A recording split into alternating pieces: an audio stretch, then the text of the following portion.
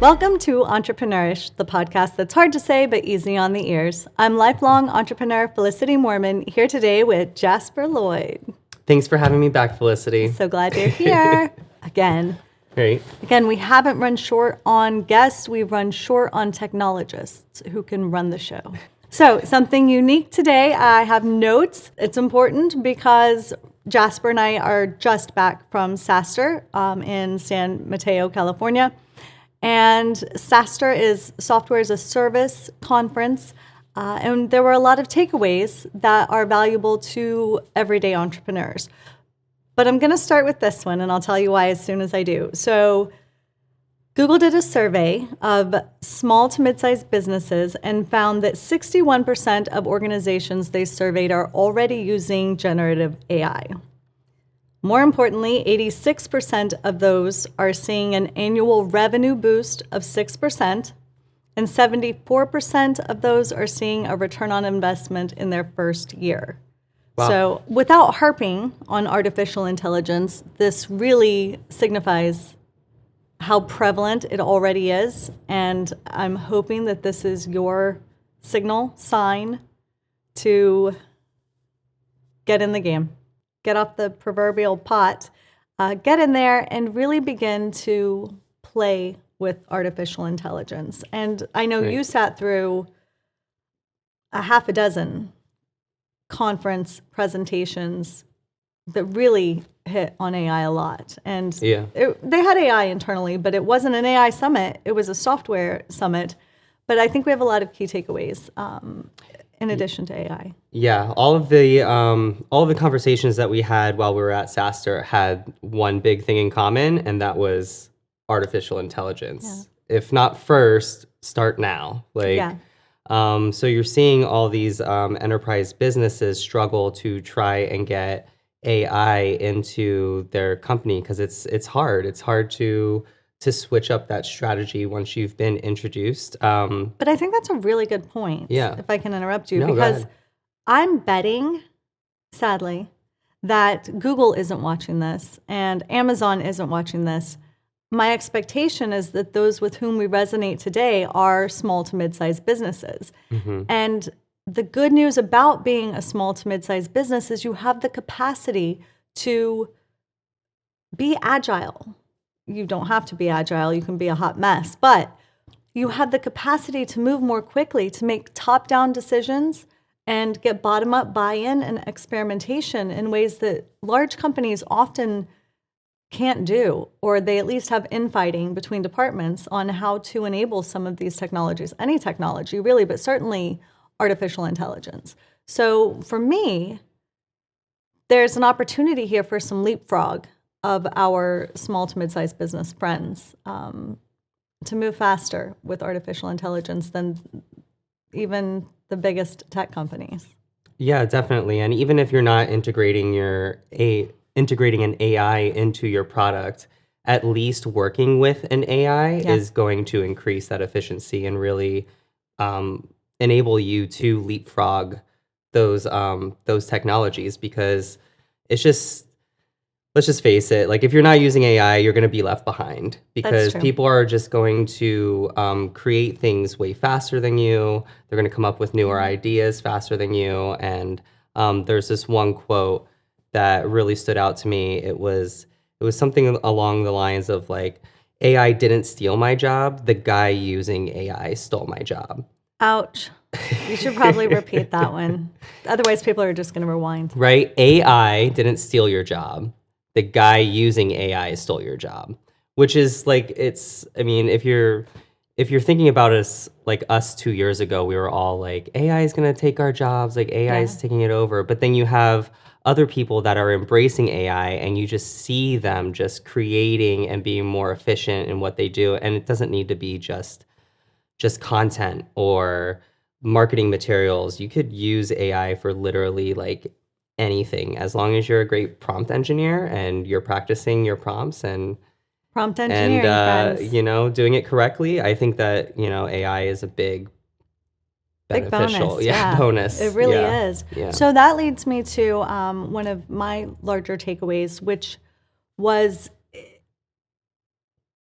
find something to enhance your business with AI, maybe start with your weakness. You know, what you and I started using AI with our strengths. I feel exponentially more capable using AI, but we started in marketing. We started around content creation, ideation, and other things firmly within our expertise. Right. So we saw, again, really an exponential increase in our own capabilities. But what if we started with the thing we suck at? Finance. That's where I was going to go. Listen, I didn't go back to school for no reason. I went for finance. Right. It just, you get lost in the acronyms. Right. But I think you could, honestly, you could give yourself a finance course with a chatbot. AI. You Yeah. could. Like Yeah. just, you don't have to go back to school. Of course, AI wasn't as prevalent when I went back to school. Thanks for nothing. No, I had a great time at school, which was weird. But maybe start with your weakness to strengthen that part of your business. If your weakness is marketing, by all means, it is fun to utilize artificial intelligence tools in marketing. But that was, play, get in there, experiment, learn prompt engineering. I talked about this with Ryan. Like, prompt engineering is important. Good question in, good answer out, at least better answer. Bad question in or incomplete question, that's what a prompt is. It's a question. It's what you put into an LLM, for instance, to get a response. And if you do it well, you will get better responses. But Right. learn prompt engineering and then pick your weakness or your strength. I don't care.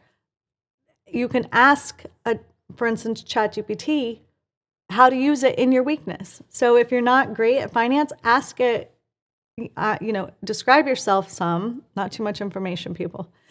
Describe yourself some, but then ask it what you need to know. Just get a glossary of things you need to know in that topic. Or you can even tell the AI to ask you questions. Oh, I love that one. Have the AI interview you to see what you know, and then it will kind of fill in the gaps. Yeah. That was really enlightening. Yeah, the I guy really who like was that talking one. about that. Yeah. I haven't done that yet. I might. Yeah. I don't want to know what I don't know. Right. I've got too much I know I don't know. The unknown unknowns, I've got plenty of known unknowns, so I'm going to skip that for now. Right. But that would be a really great method to begin to play. And again, I think it's really important. You and I use a variety of tools that are enabled by AI. Those tools are different than an LLM, which I discussed again in the last episode with Ryan. What is an LLM? How to use an LLM? Different varieties of them. Same thing with your image creators. There are probably 6 categories of artificial intelligence that are unique, and then there are tens of thousands of applications of those. And by applications, I mean tens of thousands of tools utilizing those 6 categories. Right. Yeah. It's a lot. I could have sworn there was a stat that it was like 5 years ago, there was about 5 AI systems that were out. Now there's over 87,000 AI systems that are out there, And like softwares. It's like, it's starting to get overwhelming. So pick one. We're all overwhelmed. I think that's the most challenging part is the rate of change, the pace of change. Yeah. How do you stay on top? How do you know what you don't know about how to work? And so just going back to the conference, that was a huge takeaway for me. Just get in there. Yep. Start utilizing something and consider even utilizing your weakness. Another huge takeaway for me, and this is, again, we're talking about any business person. Any entrepreneur can do what we're saying right now. Even though this conference was specifically focused on software, the truth is that my big takeaways apply to every business. And so the next one that really stuck with me is that if you have a multi-department company, if you're a solopreneur, you're on your own. And you can play with all of these tools on your own and get exponential increase in productivity all by yourself, really well, easily. Don't have to ask anybody. Right. If you have multiple departments in your company, so maybe you're at least moving towards the medium-sized company, or even if you're a larger than that company, and your various departments, so think HR, finance, customer success, sales, marketing, product. If all of those divisions are using different AI with different messaging, they're going to get from those tools something that may not match your brand voice, your story, your mission, vision, values. If everyone's not training with the same story and messaging, you have the capacity for faster and more disparate messaging going out. And that was a little bit scary to me. There are ways to overcome that, but if everybody's using AI, but in different ways that dilute your brand instead of build your brand because you haven't talked to your team about using AI well, talk to your team about your mission, vision, values, make sure that everybody has that in front of them in the tools that they're using for AI so that it's consistent. You have a faster path to dilution of brand. And that woke me up a little bit because I have work to do there. So what additional big takeaways did you have for kind of every entrepreneur? The story. I really enjoyed I loved that. learning how to build a correct story. Yeah. So I forget his name now, but Siggy. Siggy. Yeah. So he was up talking about find your world dominant overview or Yeah. your dominant overview. Yeah. Poke holes in their statement and see what's false. Yeah. And then you take your underdog overview and you're poking the holes in the world overview and making it truth because you're being honest with the customer. And then you want to go back and revisit that every time, and that's how you get your story. Yeah. So, for example, we were brainstorming today, and we were saying, okay, like who's like the villain of our villain movie? of Boss Tech. Yeah, the villain of our Boss Tech. story. Yeah, it's all these tools because everybody has such a hard time, switching between tools and having them talk to each other and collect all that data and everything like that. So that's like our villain. But all these tools don't talk to each other, Right. so they can't make recommendations. All they can do is the why is the automations just don't talk to each other. Yeah. That's the why. But why us is that we don't use automations, we use AI. So then our integrations are talking to each other, and then they're making reasonable decisions Yep. based on the collected data Yep. that we get from all of these integrations. Yep. Reminders, notifications, communications, all in the same place. Right. All wrapped into one.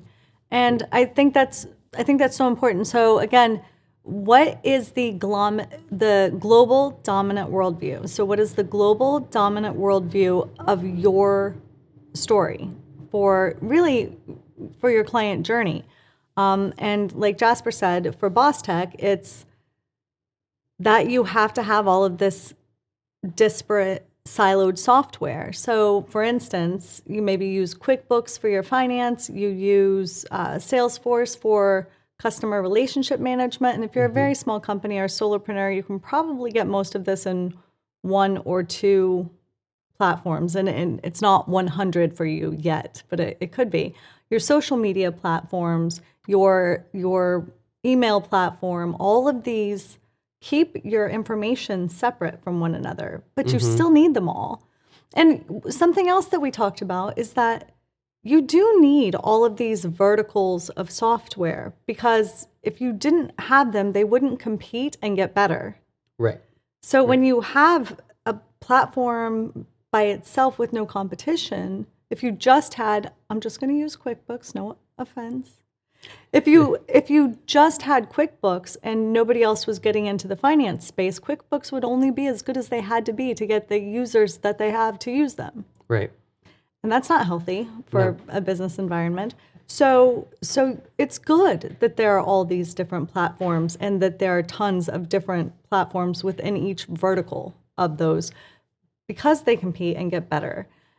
But the fact that your QuickBooks and your Salesforce and your social media platforms don't talk to one another means that you have information everywhere that's not Right. it's not cohesive. And imagine as a solo entrepreneur gathering all that information and trying to analyze it and like tell a story. Yeah.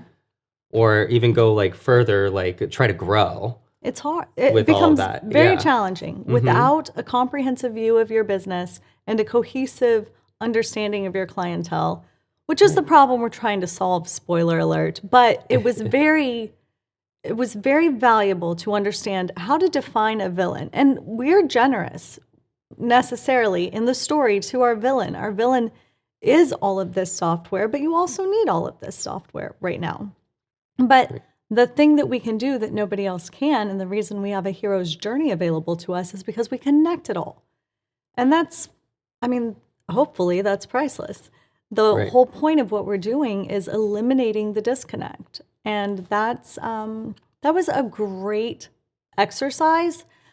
Y'all, that was only 10 minutes of the conference. Right, yeah, that was quick, but it was such a brain dump. Like so intense. And so like everybody needs to do that for their business. Figure out what is and again, be generous and honest. Like there's a reason that the global worldview exists. There's a reason there's 130 software platforms for every 100-person company.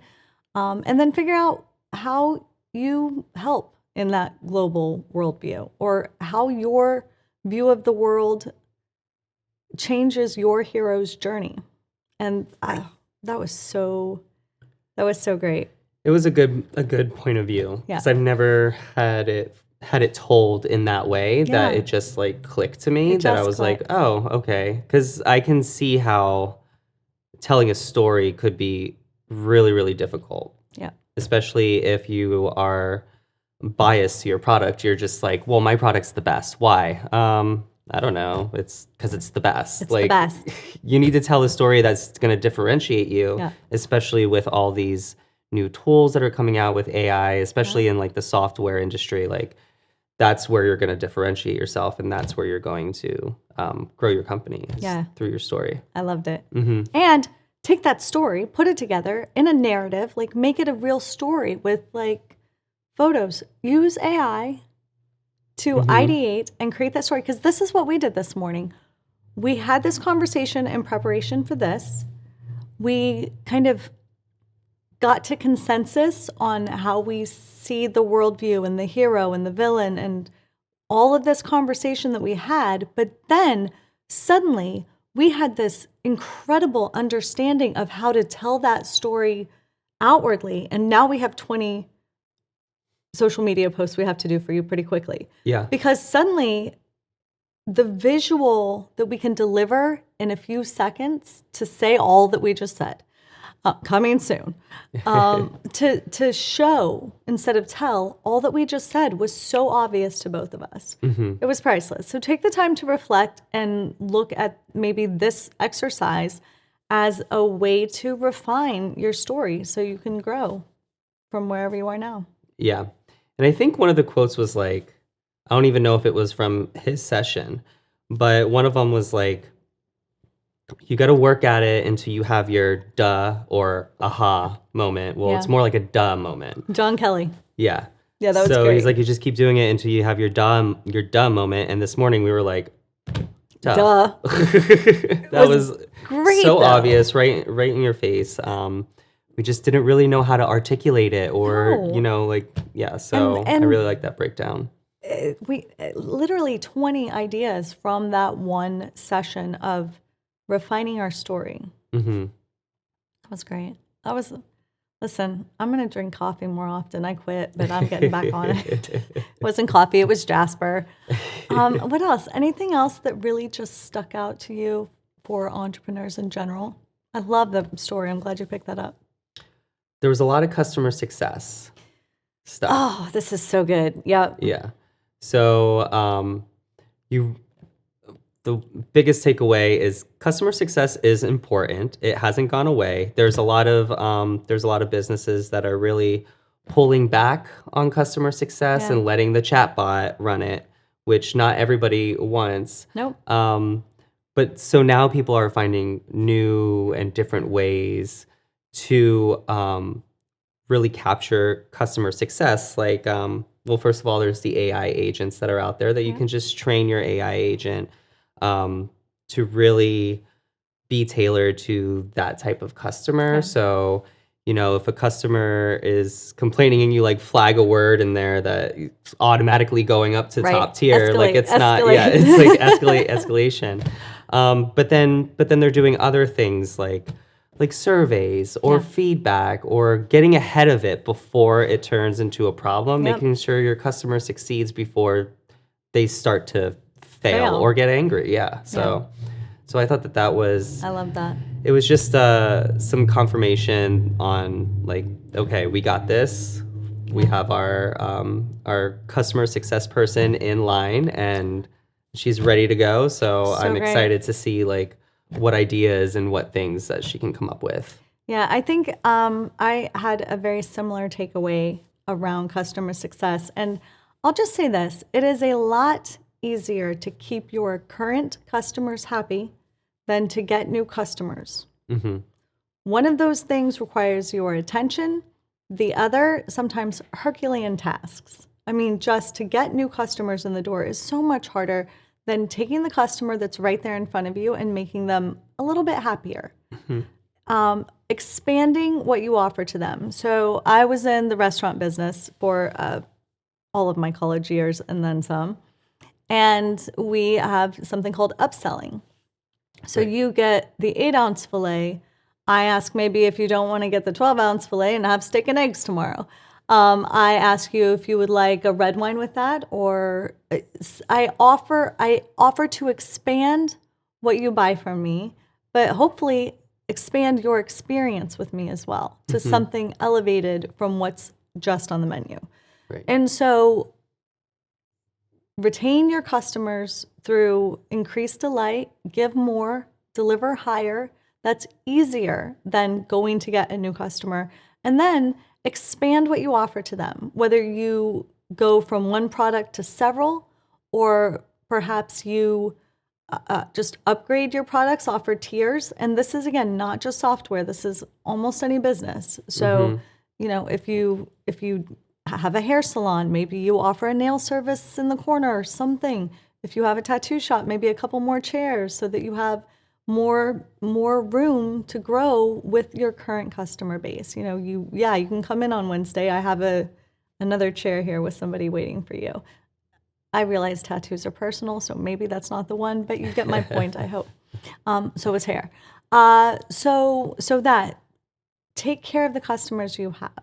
I think that's a really good point. Thank you. Right, yeah. And we also have they did touch down on influencers and like having your ambassadors ambassadors really reach out to customers and kind of build that community. I guess it goes with community too, like customer success and CLG, community-led growth, are really meshed into one another because the community are your customers. Yeah. It's just you're building a community with a bunch of developers or whatever. Right. They are your customers. Yeah. So, good community-led growth equals happy customers, equals loyal customers that are always going to be coming back, and they're always going to be spreading your name word of mouth and recommending you. One of the business gurus out there uses the term raving fans for happy customers. And I love the idea that the people with whom we're working are so excited and happy that they are going and evangelizing the product on our behalf, which is, to your point, largely community-led growth. But you don't have to put a fancy acronym on it to be successful in enabling your fans to talk about you. Maybe ask directly for testimonials, ask directly for feedback. I say this almost every episode because I'm such a fan of free advantage. Like if you Right. can get free competitive advantage, do it. And the fastest free competitive advantage you can have as an entrepreneur is listening to your clients and dropping your ego and delivering on their feedback. And so I'll say it again. But that was huge. There was something else that came up and that I think is really important when we talk about these things. Like now we're talking about customer success, customer retention. Customer success relates directly to your NPS, which is your net promoter score. So if you go on your Google reviews of your business and you see a score there, that would be an example of a type of scoring you could use to determine what people, your clients, hopefully think about your business. That's only one metric. And one of my takeaways was that if you focus too much on any one metric and you give attention too much to any one metric, inevitably your other metrics are going to shift. Sometimes for the better. Customer retention goes up because your NPS score goes up, your net promoter score goes up, but some, not always. Right. And so there was a big theme that ran throughout for me that is like, you have to keep your eye on all of it. Yes. And that's really what we're trying to do at Boss Tech. Yeah, that's the hard part. Imagine like just switching through every single app, being like, okay, this is my end of month stats here, end of month stats here. I think this is a really good real idea. Yeah, Just right. swipe through all of the software that you use for your business, Yeah. and then okay, let's do that. But yeah, like that already is feeling overwhelming. Yeah, absolutely. Just to and let's face it, 256 gigs on a phone is not that much anymore. It's not. It's not. So having all these apps that is going to hold all that data, you're going to run out of space. Yeah. Just have one app, run it all through one app, and then We're feeling Yeah. it. This conference it validated everything that we're doing for me. So Yeah. if we feel a little salesy today, it's because we want to buy it, which is that's right. the best. But we Right. also, we see this as an opportunity to truly change how people do business, make it easier. Right. So it was nice to hear that we're on the right track with so much of what we're doing. Oh yeah, definitely. Do more with There's a AI lot. because you can always do more. Yeah. Yeah. I was really happy to see that, like, I was actually surprised. I was surprised and not surprised to see everybody doing AI first, or like that being like Table stakes. the big word. Yeah. Yeah. AI first. Like, AI first. So. But I also was surprised. Like we went to a couple of different presentations where they presented a lot of skepticism about the productivity increase or the revenue impact. Those two were hard because they were so juxtaposed to reconcile for me. Like, well, which is it? Is it everybody do AI focus now, or is it, it's not really going to be a significant increase in productivity or revenue? And I haven't quite determined. Number one, everybody knows I'm bullish on AI. For me, my productivity has increased dramatically, which I love. Just ideating or getting out of my head and starting to write because I have a friendly little tool there that's like, well, have you considered M&Ms? No, I never considered M&Ms, only Skittles. I'm just kidding, always M&Ms.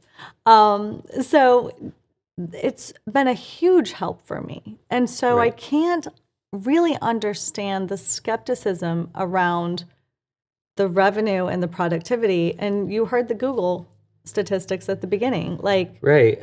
Yeah, I mean, I feel like the reason why they're not seeing productivity or revenue increase is because their customers don't know that they have AI in their system.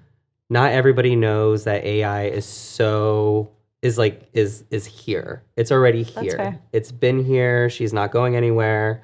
It's done. She's staying. Yep. Like, you just don't know that she's in your application that you're using literally right now. everything you're using. Everything you're using is AI. Yeah. So if you're not using those to grow whatever you're doing in that app, or if you're not using it in that app, the company's not going to see any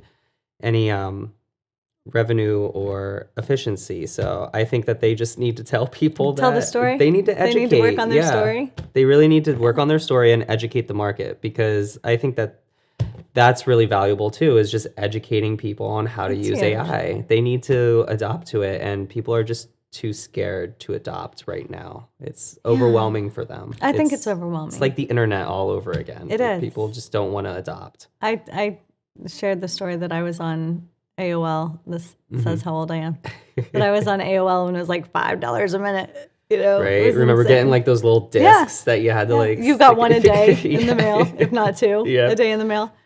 Man, that marketing budget, I bet. right? I bet. Thank God we don't have to do that anymore. Yeah, that was Mailing fun. things That was fun. to the whole world. But yeah, just think how hard that was. Like what you're writing on a computer, and it's not tangible paper. Like where's your typewriter at? Like Right. you know, like it's just like today. Like where's your AI at? Like Yeah. wait, why didn't you come up with this answer quick enough? I came up with it in 2 seconds Yep. using my AI. You had to do 1,000 hours of research for No, it. thank you. Like no. I'm don't just need that. not up for 1,000 hours of research. No. It doesn't have to happen. I mean, that's a little over exaggerating, but A little bit. Jasper, I think we hit everything. yeah, it was quick. I mean, the entire show was, 2 days. I don't want to say the same topics over and over again, but really deep diving into each portion of AI, into each portion of like customer success, and how to really build a software platform successfully. There were some eye charts in there. Yeah. I mean, they did some detail. Yeah. But I think we delivered most of the big takeaways. Mm-hmm. Definitely. So you don't have to go this year, but maybe see us there next year. Next year in May, because they know. moved it. So we'll be back in less than a year. But we'll be back on this podcast much sooner than that. Jasper, thank you. Thank you. It was awesome to spend time with you, Yes. both in San Francisco and also here Yes. back in Philadelphia. And we will be back with you just as soon as my technician comes back from Costa Rica. Just kidding. Stop it. We'll see you soon. Thanks for watching EntrepreNourish. See you, everybody.